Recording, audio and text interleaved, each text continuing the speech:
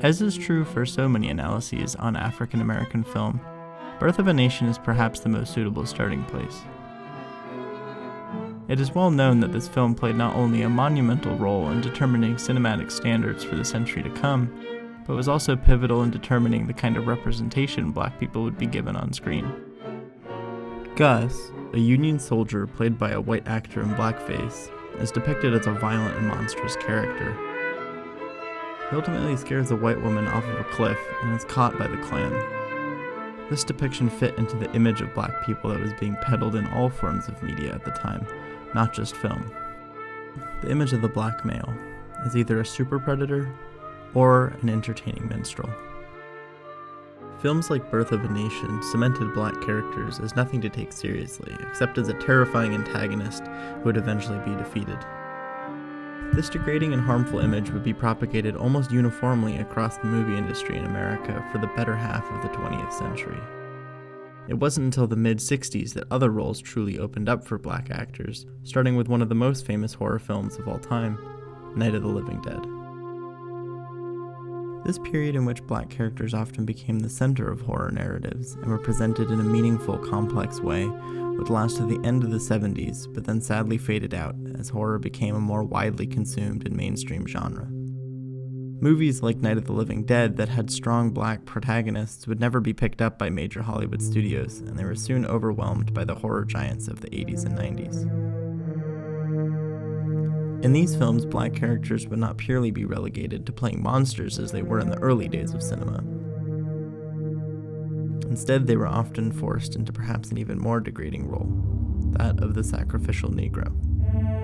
This stereotypical character can be seen in a whole number of horror films from this period, but Stanley Kubrick's The Shining is one of the best examples out there, both because of its reputation as a classic film, but also how clearly its token black character is scripted. In the film, Dick Halloran, the chef of the hotel in which the majority of the film takes place, is depicted as someone with supernatural powers called The Shining.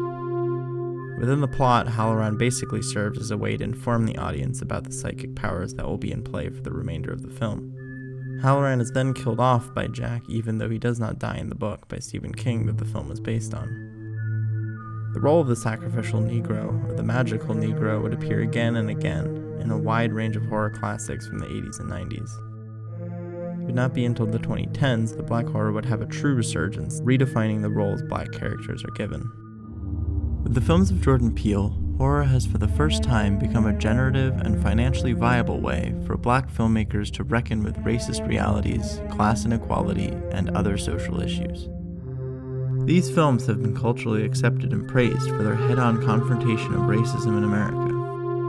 Because of this cultural shift, horror has become one of the most exciting genres of African American film in recent years, and other works that use elements from the genre, like Sorry to Bother You, Atlanta, and The Last Black Man in San Francisco, have all been released within the last few years.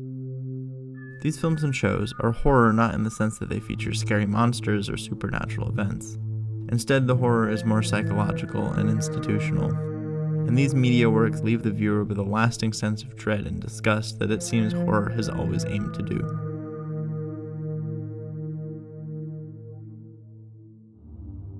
A distinctly different and perhaps even polar opposite vision of life as an African American has been the imagination of Afrofuturism.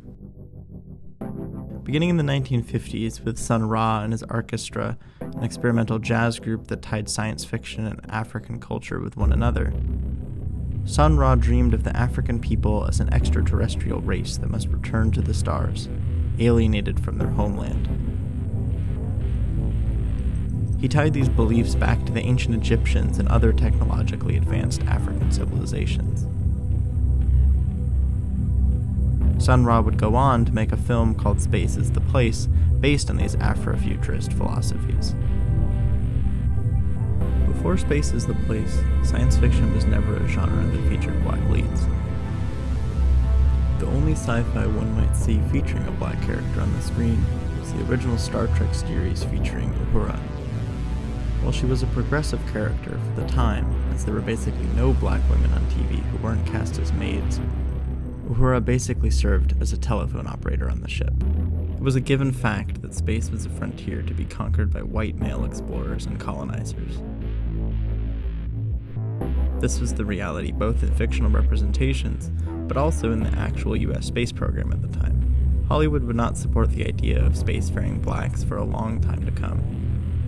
But with the first wave of Afrofuturism, the idea of being African and futuristic began to change outside the film industry. Afrofuturism would be picked up from Sun Ra in the 1970s by George Clinton and Parliament Funkadelic. The band used sci-fi costumes and themes in their music, even appearing to land on stage in a giant spacecraft. P-Funk and their album Mothership Connection brought Sun Ra's vision of black people ascending into space into the funk era. In the following decades, Afrofuturism would fall largely out of fashion in the United States, until the 21st century when it made a massive resurgence. In the past 2 decades, musicians such as Janelle Monáe have worked to bring Afrofuturism back into the spotlight. This resurgence of the Afrofuturist aesthetic was brought to a head in 2018 in the Marvel film Black Panther. Black Panther was the first Marvel film to center on a black superhero and a predominantly black cast. This was a huge accomplishment given the fact that Marvel movies hold such a strong cultural weight in the current moment. The fictional country of Wakanda is the culmination of Afrofuturist design, merging historical Pan-African cultural symbols with futuristic technology and architecture. It's only fitting that 44 years after the release of Space is the Place, the King of Wakanda, T'Chaka, would land his ship in Oakland, California, the same exact city where Sun Ra landed decades before. The evolution of Afrofuturism from an obscure and little-known aesthetic language to the central theme of a blockbuster superhero film is astounding.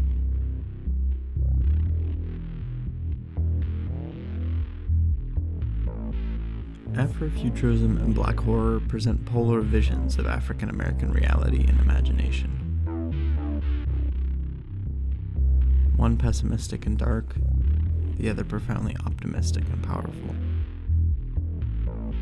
The dichotomy of these two genres is inherent to the history of black people in the United States, however. The story of African Americans is one of extreme horror and tragedy, but also one of reckoning with that trauma and always looking towards the future. As a people that were ripped away from their homeland, black slaves brought to America were in a sense aliens in a foreign place. The desire to return home and regain the strength Africa wielded before colonization is understandable. However, the harsh reality for African Americans today is that generations of separation exist between them and their ancestors. The reality is that the racist and nightmarish world African Americans find themselves in has now become their home, a home that is in many ways starkly unwelcoming. The cultural awareness and visibility of racist acts of police brutality, the unarmed shooting of African Americans, redlining, and in our current moment, the disproportionate effects of pandemics on communities of color, are all, in a sense, elements of the black horror faced by people of color every day. Film is just one medium through which to contextualize these events. Simultaneously, black people have risen up against all odds stacked against them, and strongly held on to their cultural identity, maintaining strength in the face of extreme adversity.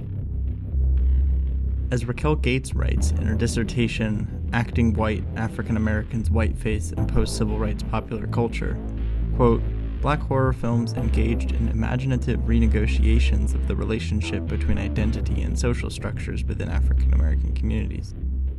Free from the constrictions of realism, the films used themes of the supernatural to articulate the tensions faced by African Americans as they negotiated social conventions of racial identity. These two artistic realities that seem to be at odds with one another are, on closer inspection, two sides of the same coin. One expressing the wishes and desires of black filmmakers, and the other a conduit through which to make sense of reality, connected at the roots in the African American experience.